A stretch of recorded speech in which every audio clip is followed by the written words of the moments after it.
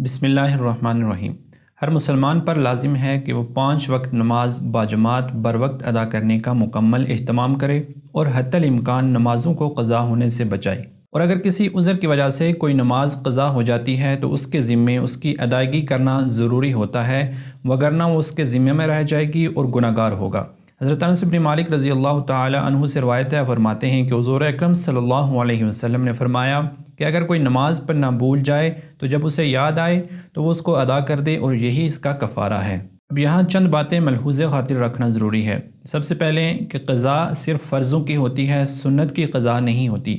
البتہ وتر کی نماز چونکہ واجب ہے، اس لیے اگر کسی کی عشاء کی نماز فوت ہو جاتی ہے تو وہ وتر کی بھی قضا کرے گا۔ قضا نماز 3 مکروہ اوقات کے علاوہ ہر وقت پڑھ سکتے ہیں۔ وہ 3 مکروہ اوقات ہیں: صبح طلوع شمس کے وقت، زوال کے وقت جب نصف نہار کا وقت ہوتا ہے، اور غروب شمس کے وقت جب سورج بالکل زرد ہو رہا ہوتا ہے۔ ان 3 مکروہ اوقات کے علاوہ ہر وقت قضا نماز کو ادا کر سکتے ہیں۔ یہاں ایک ضروری مسئلے کی طرف متوجہ کرنا لازم ہے، وہ یہ کہ اگر کوئی آدمی صاحب ترتیب ہے، صاحب ترتیب وہ شخص ہوتا ہے کہ جس کی کوئی بھی نماز قضا نہ ہو، یعنی وہ لگاتار نمازیں پڑھ رہا ہے، کوئی نماز اس کے ذمہ لازم نہیں ہے۔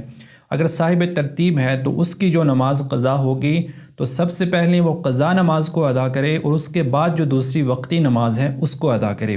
اسی طرح اگر کسی کی 2 یا 3 نمازیں قضا ہو گئیں تو تب بھی اس کے لیے یہ لازم ہے کہ پہلے وہ ان نمازوں کو ادا کرے اور اس کے بعد وقتی نماز کو ادا کرے۔ لیکن اگر وقت اتنا کم ہے کہ اگر وہ قضا نمازوں کو ادا کرنے بیٹھ جائے گا تو دوسری جو وقتی نماز ہے وہ فوت ہو جائے گی، تو اس صورت میں تو وہ وقتی نماز پہلے پڑھے اور قضا نمازیں بعد میں پڑھے۔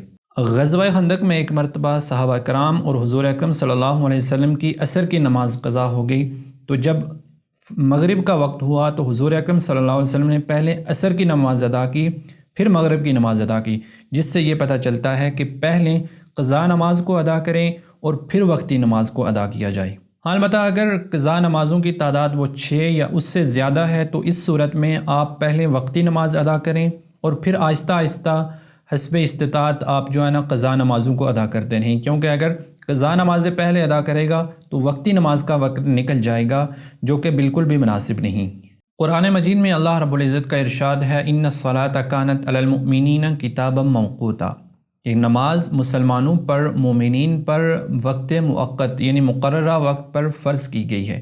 تو اس آیت کا تقاضا یہ ہے کہ ہر نماز کو اس کے وقت پر پڑھا جائے، اور احادیث سے یہ معلوم پڑتا ہے کہ سب سے پہلے فوت شدہ نمازوں، قضا نمازوں کو پہلے۔ دونوں باتوں کو مد نظر رکھنے سے نتیجہ یہ نکلتا ہے کہ وقتی نماز کو اس وقت قضا نمازوں کے بعد پڑھیں گے جب وقتی نماز کے فوت ہونے کا خطرہ نہ ہو، لیکن اگر قضا نماز پڑھنے سے وقتی نماز کے فوت ہونے کا خطرہ ہے تو اس صورت میں آیت پر عمل ہوگا اور سب سے پہلے وقتی نماز کو ادا کیا جائے گا۔ بعض لوگ ایسے ہوتے ہیں کہ جن کے ذمے کئی سالوں کی نمازیں ہوتی ہیں، اور کچھ لوگوں کے ذمے تو پوری عمر کی نمازیں قضا ہوتی ہیں، جسے قضائے عمری بھی کہا جاتا ہے۔ تو ایسے آدمی کے لیے قضا کرنے کا طریقہ یہ ہے کہ وہ بالغ ہونے سے لے کر اب تک نمازیں جتنی بھی قضا ہو چکی ہیں ان کا حساب لگائے۔ اگر حساب لگانا ممکن نہیں ہے تو غالب گمان کے مطابق ایک اندازہ اور تخمینہ لگا لے، اور پھر اس ریکارڈ کو کہیں پر لکھ لے۔ تو جتنی بھی تعداد بنتی ہے اس تعداد کو لکھ لے اور اس کے بعد قضا نمازوں کو ادا کرنا شروع کرے۔ جب قضا نماز پڑھی جا رہی ہو تو اس کی نیت میں یہ تعین کرنا ضروری ہے کہ میں یہ کون سی نماز پڑھ رہا ہوں اور کس وقت کی نماز پڑھ رہا ہوں۔ مثلاً پچھلے جمعے کے دن کی فجر کی نماز قضا کر رہا ہوں، پچھلے اتوار کے دن کی ظہر کی نماز قضا کر رہا ہوں۔ اس طرح نیت کرنا اور تعین کرنا یہ ضروری ہے۔ لیکن اگر تعداد زیادہ ہونے کی وجہ سے اس طرح تعین کرنا مشکل ہے تو یوں بھی کہہ سکتے ہیں کہ جتنی بھی فجر کی نمازیں قضا ہوئی ہیں ان میں سے پہلی نماز ادا کر رہا ہوں، جتنی فجر کی نمازیں قضا ہوئی ہیں ان میں سے دوسری، تیسری، چوتھی، جون سی بھی نماز پڑھ رہا ہے اس کی تعین کرے۔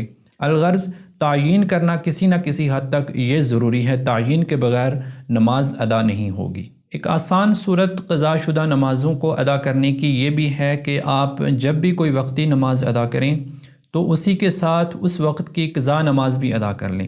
مثلاً جب فجر کی وقتی نماز آپ پڑھیں تو اسی کے ساتھ فجر کی ایک قضا ہوئی نماز بھی ادا کریں۔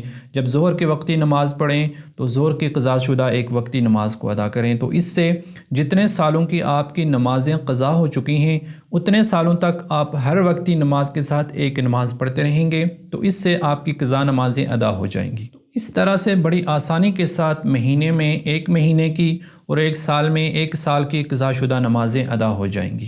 یہ ایک آسان اور سہل سا طریقہ ہے، یہ کوئی لازم اور ضروری نہیں۔ اگر کوئی آدمی پورے ایک دن کی ایک ساتھ نمازیں پڑھ لے یا کئی دنوں کی قضا شدہ نمازیں ایک ساتھ پڑھ لے تب بھی اس کے ذمہ سے وہ ادا ہو جائیں گی۔ کوئی ضروری نہیں کہ ہر وقتی نماز کے ساتھ صرف اسی وقت کی فوت شدہ نماز پڑھی جائے گی، ایسا بالکل بھی نہیں۔